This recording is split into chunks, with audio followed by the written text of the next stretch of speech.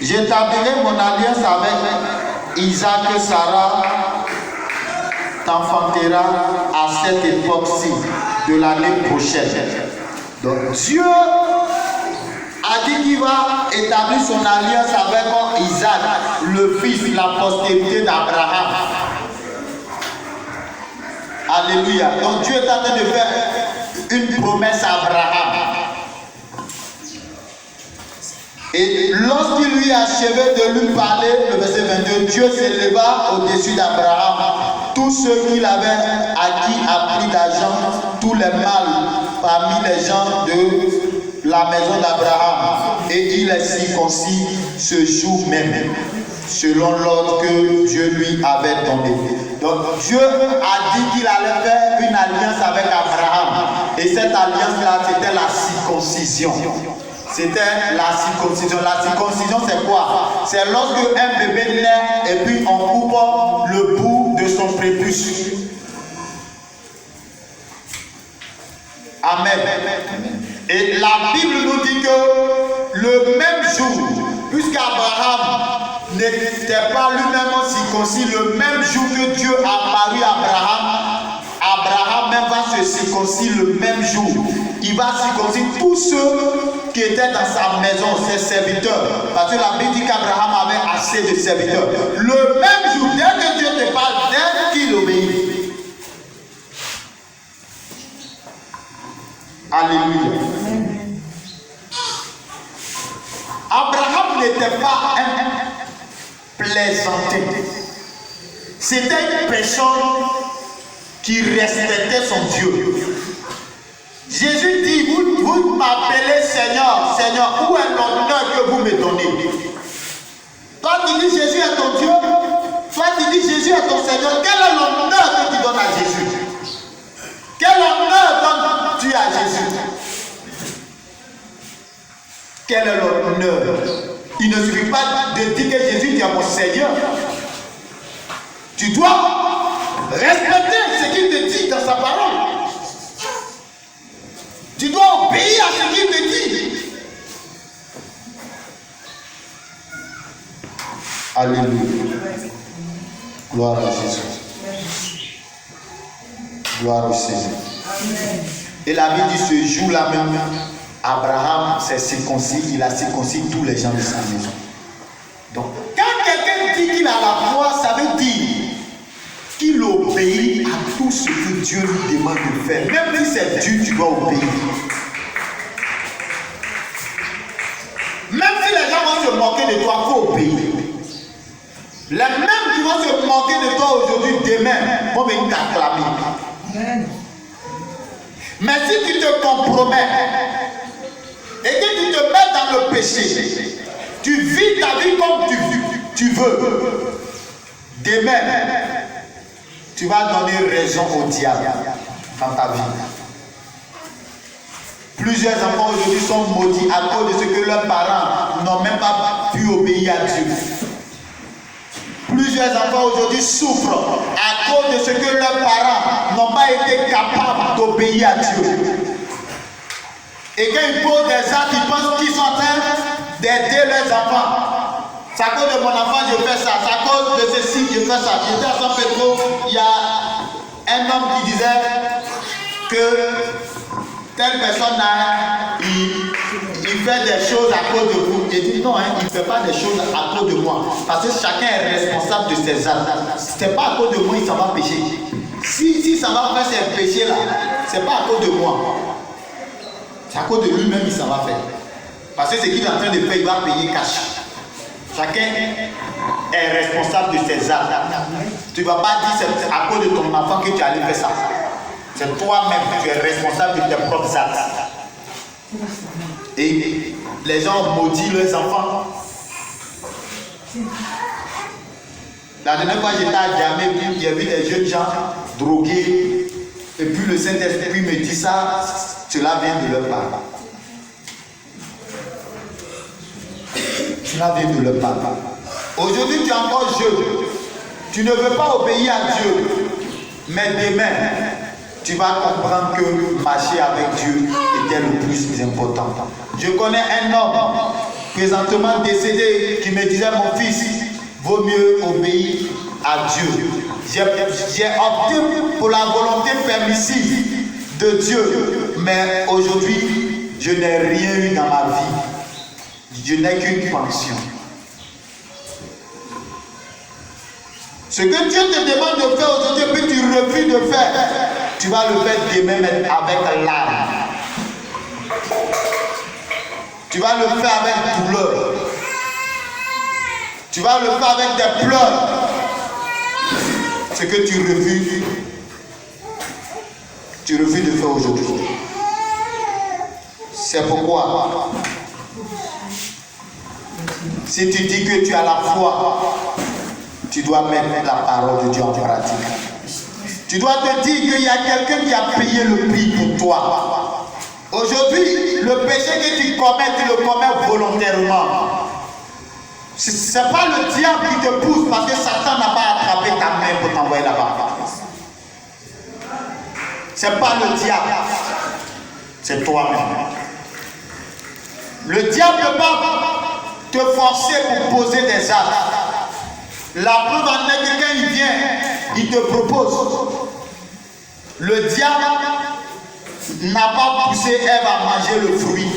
Le diable lui a proposé. Et Ève a vu que si elle mangeait à cause de son orgueil, à cause de la comparaison, à cause de la fierté de devenir comme Dieu, alors qu'elle était déjà Dieu, c'est ce qui l'a poussé à manger l'arbre. Elle veut devenir comme Dieu. Ce matin,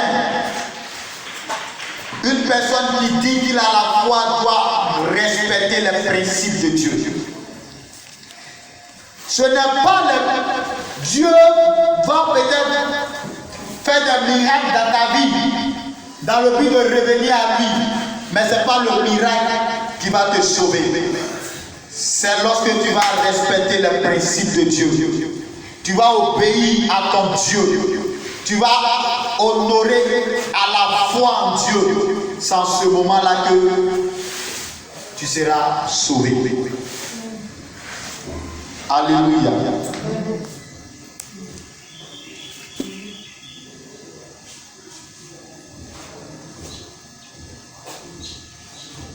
Ce matin, tu dois rentrer en toi-même. On ne veut pas des chrétiens qui n'obéissent pas au Seigneur. Et Dieu il n'a même pas besoin de ces gens de chrétiens. Dieu n'a pas besoin de plaisanter. Dieu n'a pas besoin de plaisanter. Des gens qui ne sont pas capables de perdre quelque chose pour Dieu.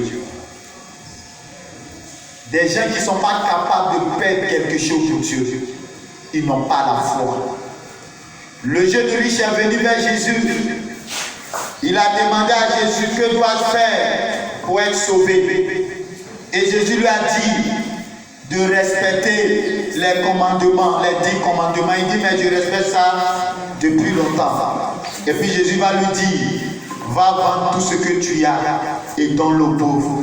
Et il faut laisser tes biens là aux pauvres et suis-moi. Alléluia. Ce matin, qu'est-ce qui te tient à cœur que tu ne veux pas laisser poursuivre Jésus? Ce matin, qu'est-ce qui te tient à cœur que tu ne veux pas laisser pour obéir à Dieu? Les autres se sont compromis. Toi aussi, tu veux te compromettre. Alors que vous n'avez pas les mêmes destinées. Vous n'avez pas les mêmes grâces. Vous n'avez pas les mêmes batailles. Vous n'avez pas les mêmes combats. Quelqu'un peut poser des actes, c'est mauvais. Il ne va pas mourir. Mais toi, tu vas lui poser les mêmes actes et tu vas mourir dedans. Vous n'avez pas les mêmes grâces. C'est pourquoi rentre en toi-même ce matin. Est-ce que réellement tu as la foi en Dieu? Quand tu dis j'ai la foi en Jésus, est-ce que ce matin tu as la foi en Dieu? Est-ce que tu crois au sacrifice de Jésus? Ce sacrifice qu'il a fait sur la croix de Golgotha pour toi. Tu penses que quand Jésus portait cette croix, tu penses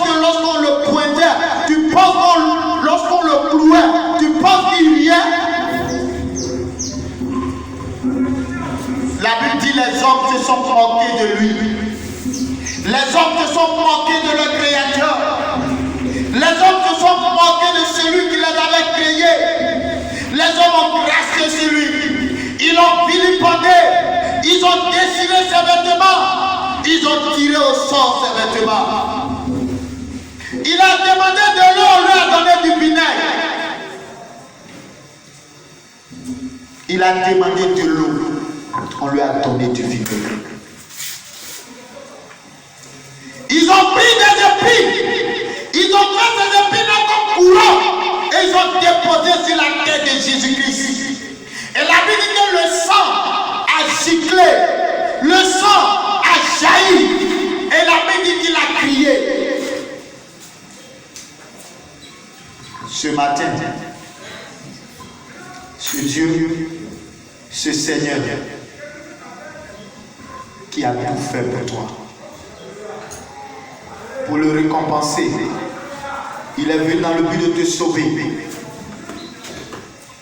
pour le récompenser à cause d'argent, à cause d'un homme, à cause d'une femme.